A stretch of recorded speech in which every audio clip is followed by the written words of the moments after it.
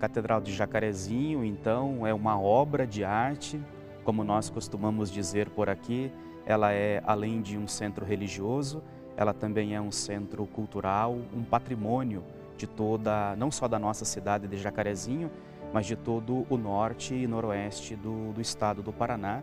E eu diria também, talvez, uma das obras mais importantes do nosso estado do Paraná.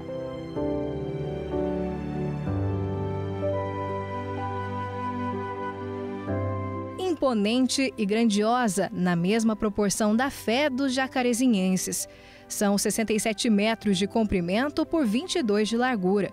A majestosa Catedral Imaculada Conceição começou a ser construída em 1942 e levou mais de 7 anos para ser inaugurada. Nossa diocese foi criada em 10 de maio de 1926, portanto nós vamos completar agora em maio 97 anos da criação. Ao ser criada a diocese, ela foi elevada então à catedral, mas como era muito pequena, se pensou numa nova catedral.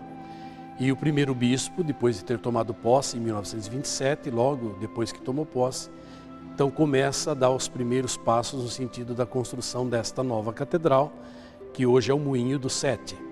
E esta catedral vai sendo construída aos poucos, é usada com a chegada do segundo bispo. Então nós vamos ter o início desta catedral, isso já a partir dos anos 40. Coube ao mineiro Dom Geraldo de Proença Sigor inaugurar a catedral em 1950, uma obra que pode ser vista de qualquer ponto da cidade. A catedral chama a atenção por conta do seu estilo, do seu tamanho, da sua estrutura, das suas 2 enormes torres que se destacam na cidade. E além disso, é também uma obra carregada de muita história e de muito sentido religioso.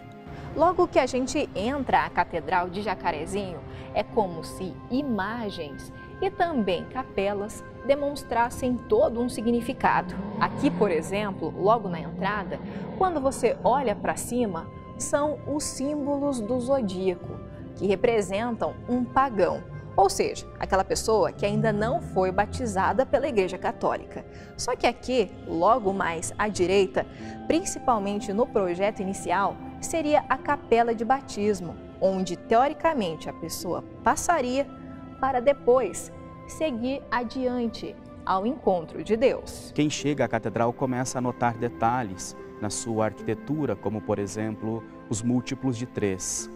Ela tem 3 portas principais, são 3 janelas, os arcos que compõem a nave da igreja também são múltiplos de 3. E isto é uma marca do primeiro arquiteto aqui desta obra, que é o Benedito Calixto Neto. Esta mesma evidência pode ser notada no Palácio do Bispo, aqui em Jacarezinho, que também é obra do Calixto, e também no Seminário Menor, aqui de Jacarezinho, que também tem o projeto original da obra do Calixto. Pai, Filho e Espírito Santo, na simbologia dos múltiplos de 3 e nos demais detalhes da igreja, como nas pinturas feitas à mão de Eugênio Sigor, irmão de Dom Geraldo de Proença Sigor, um artista que, além de palpites na construção, pintou um conjunto de 44 obras de arte que trazem a história bíblica com uma visão modernista. Ele dizia que muitas obras haviam em exposições, em museus, em situações assim, mas que o povo não tinha um acesso, o povo simples, o povo mais humilde. Então ele tinha o desejo de fazer uma exposição permanente, aberta ao público.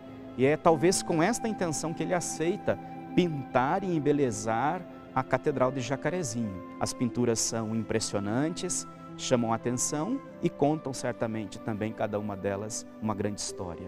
Muitas obras pintadas como símbolos religiosos lembram o famoso quadro Abaporu, uma clássica pintura do modernismo brasileiro da artista Tarsila do Amaral. O rosto dos personagens é de moradores, de gente conhecida do Eugênio Sigor. Então, não é incomum, ainda hoje, as pessoas procurarem a gente e dizerem assim: padre, eu sou aquela menininha que está de costa lá naquela pintura. Ou, esse fulano aqui que está retratado, eu o conheci, como por exemplo, na Capela do Santíssimo, que é a Capela do Sagrado Coração, aqui dentro da catedral, no quadro do Sermão da Montanha, estão pintados os internos do asilo daquela época.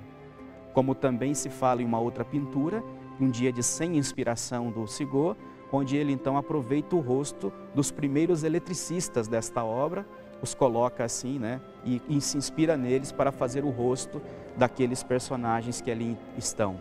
Então é uma obra assim de muita riqueza cultural, um patrimônio mesmo que nós temos aqui em Jacarezinho. Mas não é só nas pinturas que essa característica se repete. Para o interior da Catedral de Jacarezinho, Silvestre Blasco elaborou 7 grandes imagens policromadas de madeira bruta.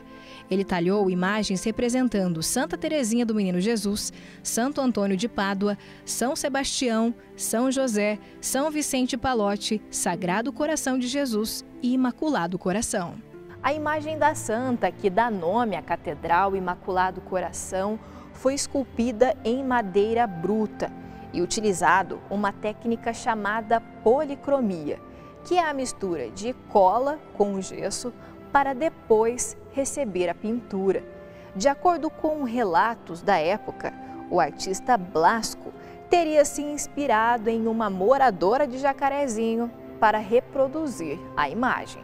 Uma imagem onde apresenta uma Nossa Senhora humana, mas muito bonita, até mesmo sensual, vestida com as roupas típicas dos anos 50, inclusive quem bota reparo nisso, o penteado da imagem é típico dos anos 50, e ela não tem uma coroa, porque ela está conversando com a pintura do Sigor, que tem um anjo lá em cima com uma coroa na mão, que quem tiver bem detalhe assim com o tempo pode observar e perceber que o anjo está coroando esta imagem embaixo. E as inspirações, tanto do Sigor em pintar rostos conhecidos da cidade, nas pinturas daqui da catedral, também o Blasco pegou, e o que nós sabemos é que a inspiração desta imagem da Imaculada é da própria esposa do Blasco.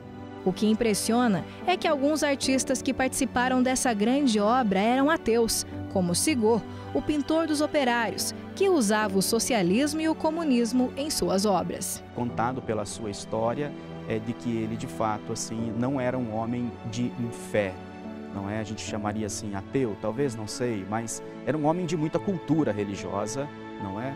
Mas um dado curioso para quem vem à Catedral de Jacarezinho perceber é que nesta pintura central da semicúpula, que é a salvação, que pode ser o juízo final, que pode ser a consumação dos tempos, a coroação de Nossa Senhora, não é? Então que cada artista intui uma situação, mas o curioso é que quem olha atentamente descobre que o Eugênio Sigor se autorretratou nesta pintura de salvação final.